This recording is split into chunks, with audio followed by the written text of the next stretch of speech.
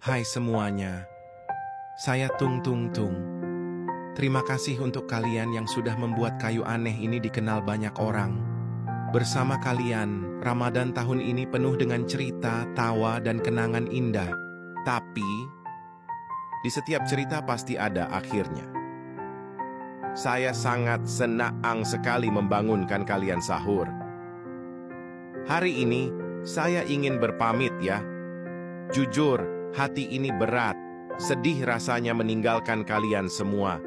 Namun inilah jalan yang harus saya tempuh. Terima kasih untuk setiap momen yang kalian berikan. Untuk setiap tawa, setiap candaan, dan setiap kebersamaan.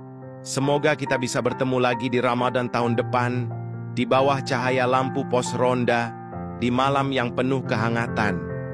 Sampai jumpa lagi teman-teman di Ramadan tahun depan. Tung Tung Tung pamit.